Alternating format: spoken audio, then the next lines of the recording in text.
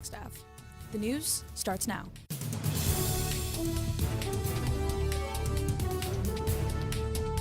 You're watching NAZ Today, Northern Arizona's local news. Good evening and welcome to NAZ Today. I'm Michaela Richardson. And I'm Jordan Valander. Thanks for tuning in. The City Council is likely to take an additional step to improve safety of bicyclists and pedestrians on Butler Avenue near NAU. That's right. NAZ Today's Matt Keenitz tells us that the council will soon vote to slow things down. The speed limit on Butler Avenue between Milton and Sawmill Road is expected to be lowered from 35 to 30, and further east of Sawmill from 40 to 35. Butler is a hotspot for pedestrians and bicyclists. Adam Shimoni, board member of the Flagstaff Biking Organization and former vice mayor of Flagstaff, says the change is needed. We know that Butler is one of the most dangerous corridors in Flagstaff for pedestrians and cyclists and vehicles.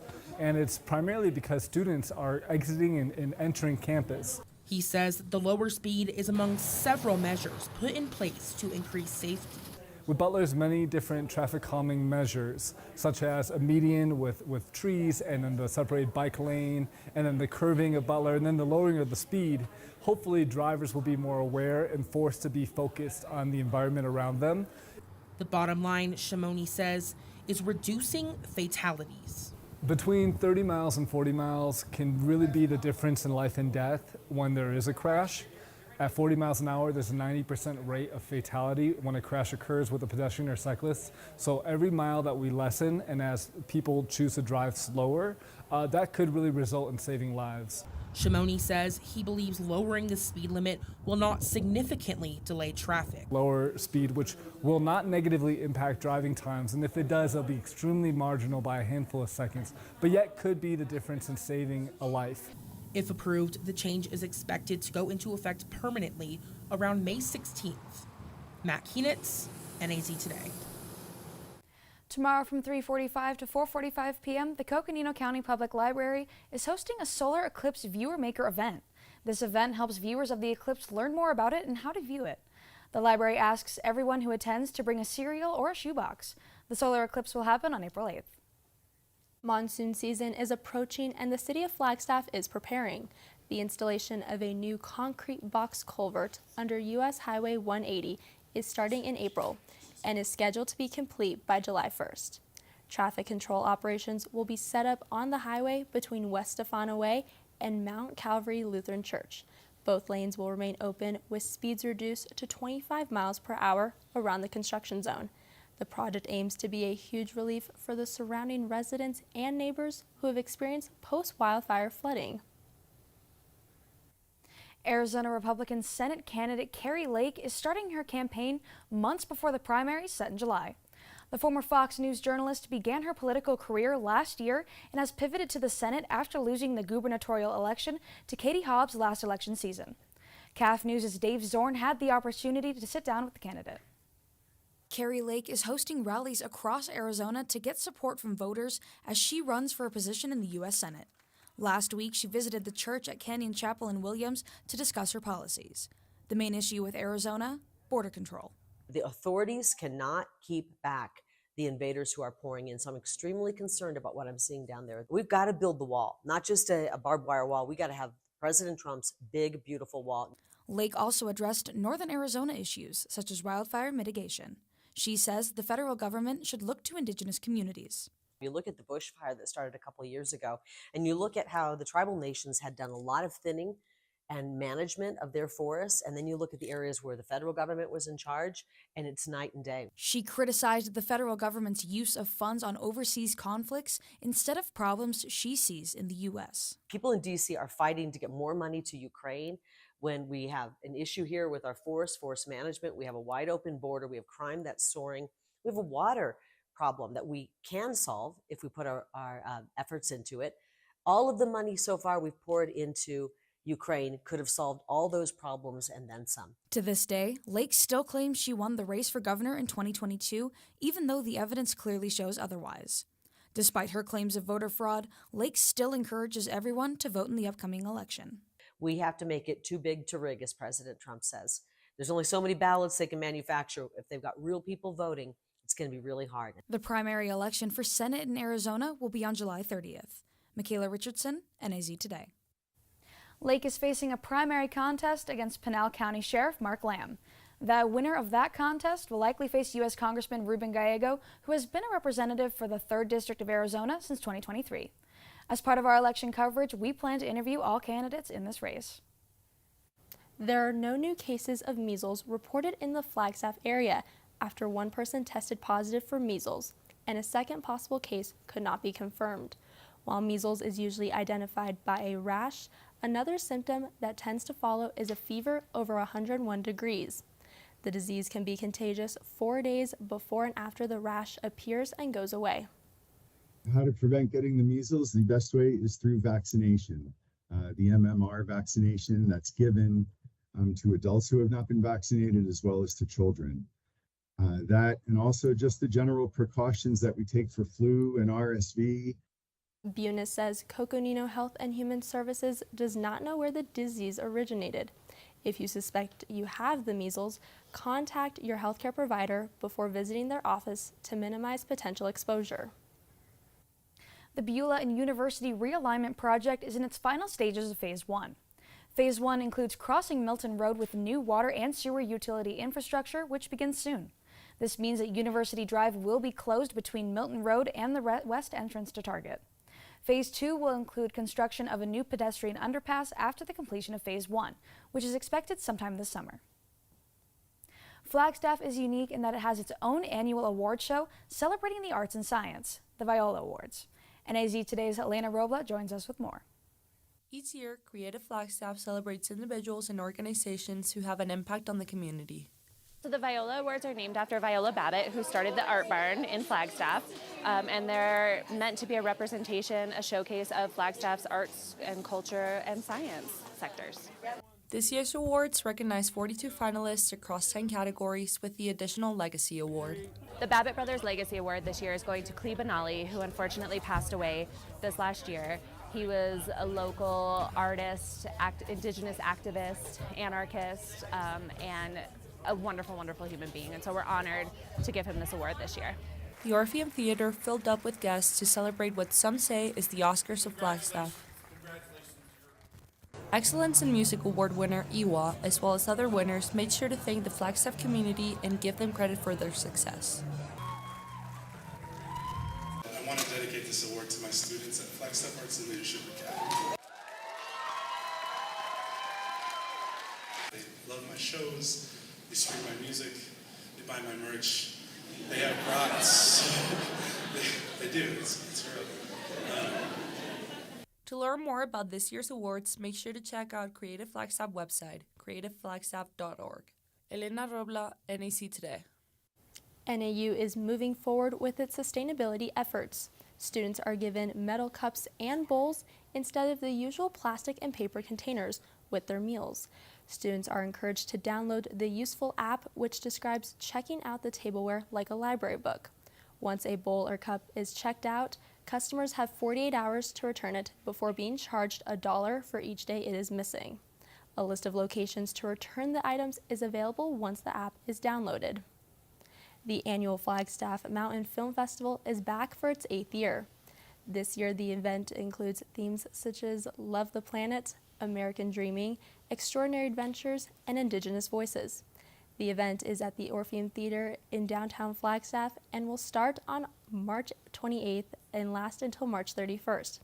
Tickets can be purchased at flagstaffmountainfilms.org.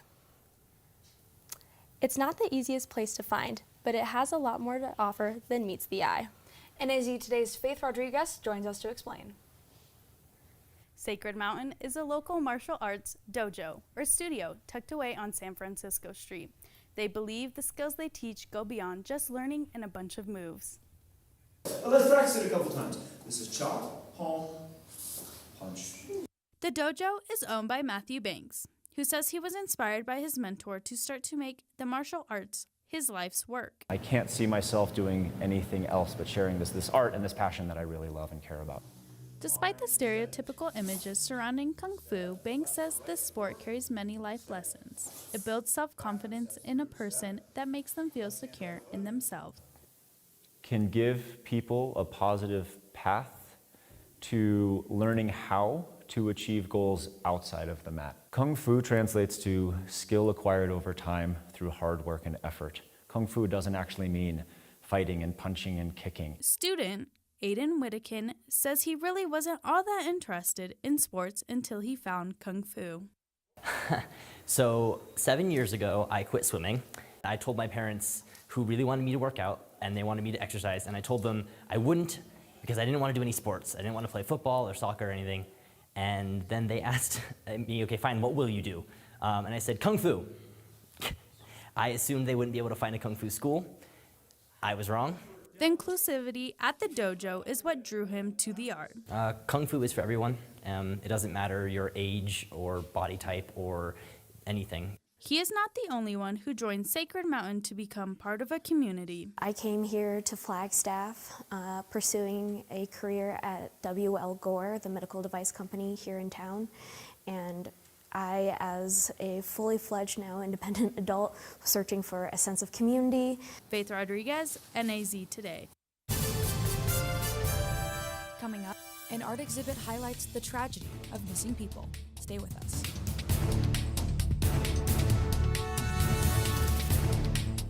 It's looking like we are going to have a pretty good repeat of last weekend with some snow showers coming in Saturday night.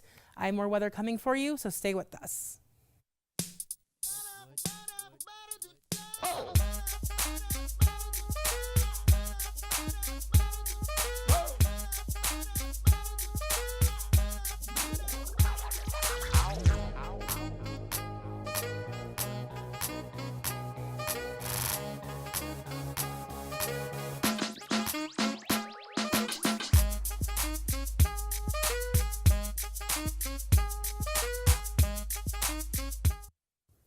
Is your family in need of more quality time together? Hello, I'm Dr. Spruce. Nature is best enjoyed together.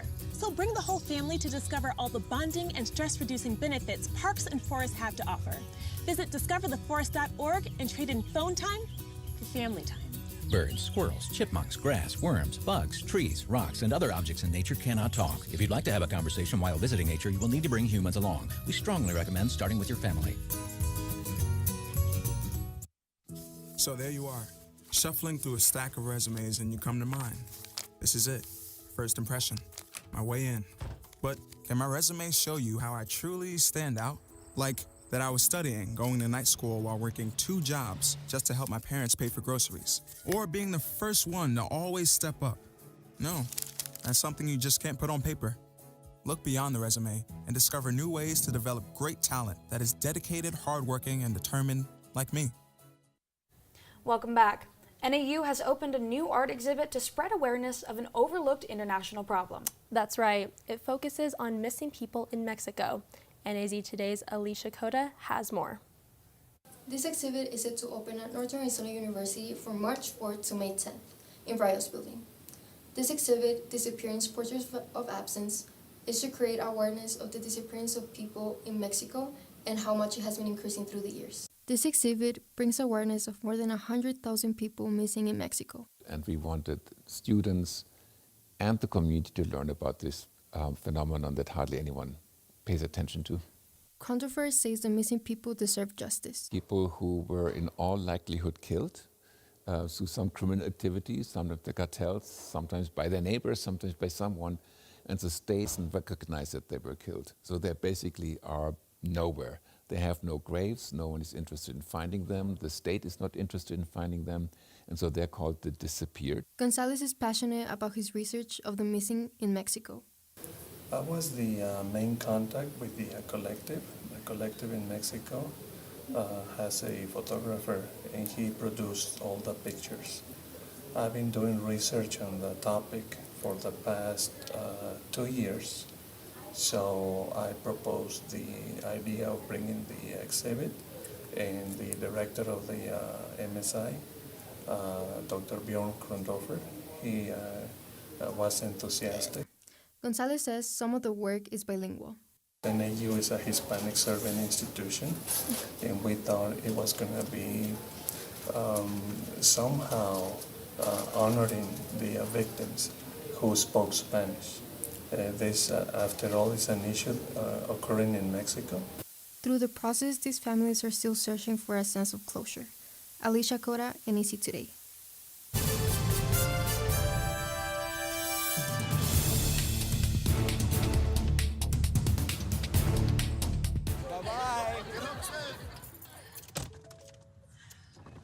Hi!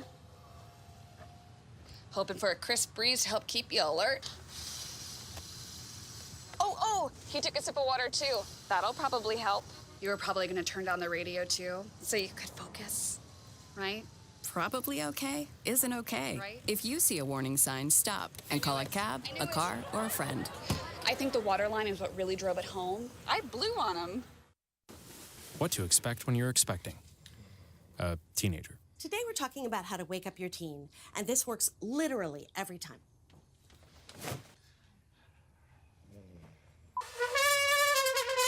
Give kisses. Give kisses. You heard how loud I heard. It wasn't you. Yeah. It was the... Is that bacon? You don't have to know it all to be a perfect parent. Thousands of teens in foster care will love you just the same.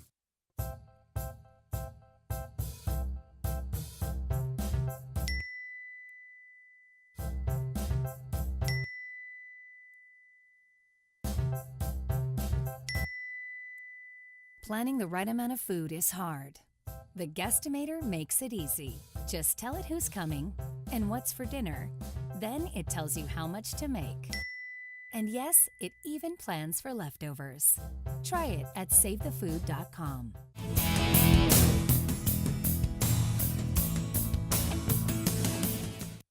Welcome back to NAZ Today. My name is Mackie and I will be bringing you the Wednesday weather today. Taking a look at Flagstaff, we are currently seeing a temperature of 50 degrees, and that is a nice change from this weekend. We were seeing some pretty low temperatures from that snow this weekend, and we're seeing some pretty clear skies right now. So I'm going to soak that up as much as I can before the new low pressure system comes in this weekend. Right now, we are seeing some western winds at about 9 miles per hour, and that barometer is reading just above 30 at 30.21 inches, giving us those clear skies, and that relative humidity is at 29%. Taking a closer look at that current satellite, we can see that those clear skies over in Flagstaff right now. We can also see some cloud coverage moving in from the west, California and Nevada, pushing into Arizona, and we will continue to see that throughout the night. Today we had a high of 53 degrees here in Flagstaff with a low of 27. So you are finally seeing those seasonable average temperatures again. Nowhere near those records, however, in 72 degrees in 2015. That's pretty hard to believe that over just about 10 years ago, we were seeing a high of 72. -1 was that record low in 1975. Today we had that sunrise at 6:20 a.m. and we will see a sunset tonight at 6:45. Yesterday, we did see some precipitation, about 0.11 inches, adding to our total to 8.04 inches since January 1st. We are seeing above average precipitation. We are normally at about 5.87 inches this time of year. We can see that tonight, all across the state today, some pretty average temperatures for this time of year. 58 in Payson, 56 as the high in Hopi, 57 as the high in Winslow and Page, 72 as the high over in Las Vegas, and 66 as the high in Kingman. Now, this is because we are going to start seeing a high pressure system move in, so we will see some gradual increase in temperatures. Tonight, we're going to see that cloud coverage move in, giving us some partly cloudy skies and a forecast low of 27 degrees. That sunset will be at 6:45 p.m., as I mentioned earlier, so make sure to check it out. Tomorrow, we will be seeing some sunny skies to prepare us for the snow this weekend, and that forecast high of 55 degrees. It'll be a beautiful day to go out and sightsee, go some stargazing tomorrow night. Sunrise at 6:18 a.m. Looking at all across the state tomorrow, some warmer temperatures than today. 68 in Sedona with a low of 44, 70 in Kingman with a low of 44, 70 in Page, Tuba City, and Winslow as well. 61 as that high in Show Low with a low of 38, 65 in Payson with a low of 38, and over in Kingman, 70 with a low of 44. Now, taking a look at Flagstaff Extended, this is when we're really going to see the wind and snow that we are expecting to see this weekend. Thursday, high of 55 and a low of 30. Friday and Saturday, a small dip down, 54 as the high on Friday with a low of 32. and 50 as the high on Saturday with a low of 31. Now we will be seeing some pretty windy skies with gusts up to 55 miles per hour. And that will continue into some snow starting Saturday night. Those snow chances are at about 70% right now for Sunday and Monday, with a high of 40 on Monday and a low of 24. Now that is all the weather I have for you right now, but stay tuned for sports after the break with Adriana Sparks. They call me Prince like I'm royalty or something. But the places I've lived ain't no palaces. So I don't need grilled salmon or a new scratching post. Just give me a cardboard box and a can of tuna and we're good. You can even change my name. I'm cool being the kitty formerly known as Prince.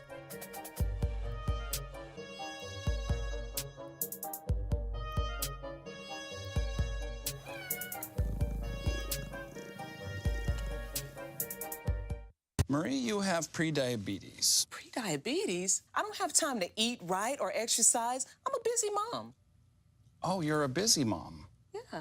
This is great news. Busy moms never get prediabetes. Wait, what? Let me just... Yeah, this is all the people at risk for prediabetes, and way over here, busy moms. No?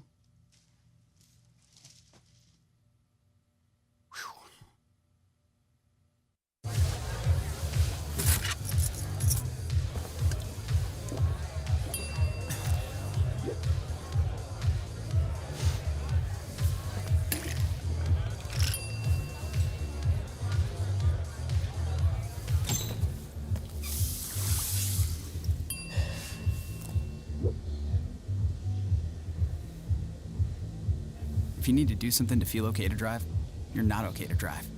Don't drive buzzed.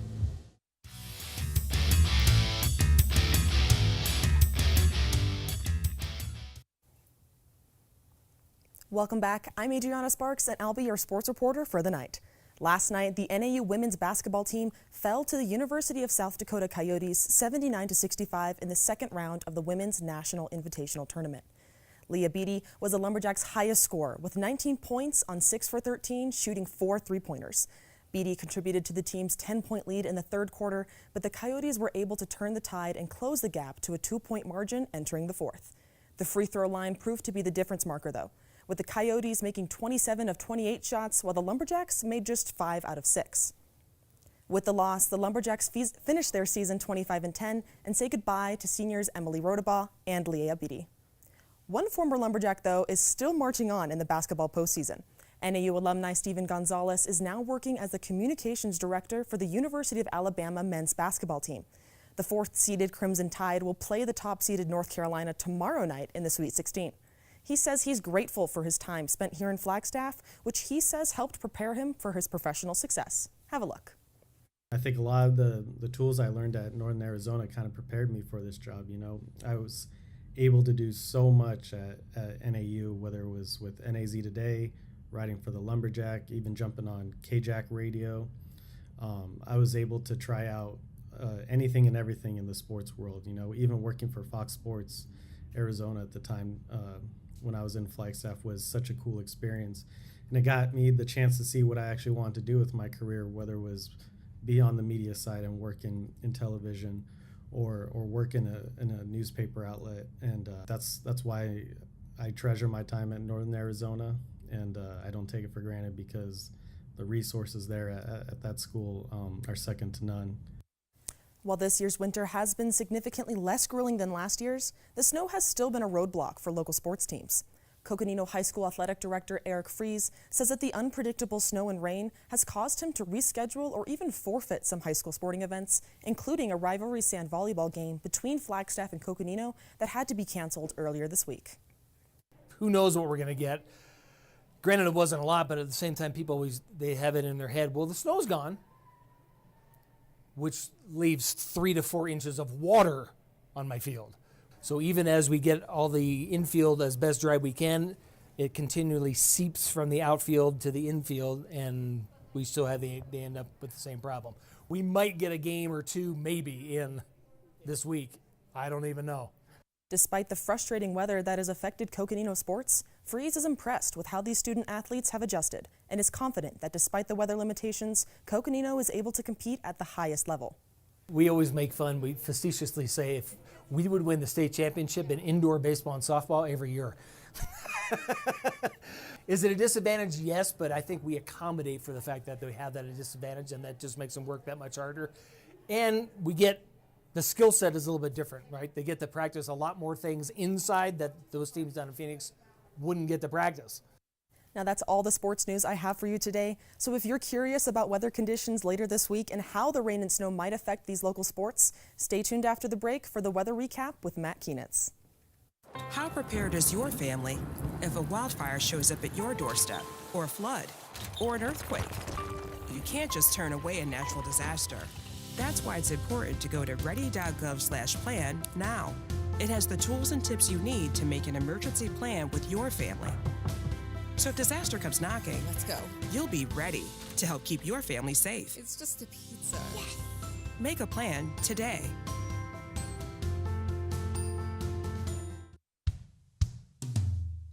Hey world, I have a quick message. It's about safe driving. All right, let's go. Anytime you're driving, have the seatbelt buckled tight. Both hands on the wheel and your phone out of sight. When not in your hand trying to text somebody back. Because if you do, your car might get smacked. The moral of the story, just put your phone down. The people on the road will stay safe and sound. Put your phone down, put your phone down. People on the road will stay safe and sound. Yeah.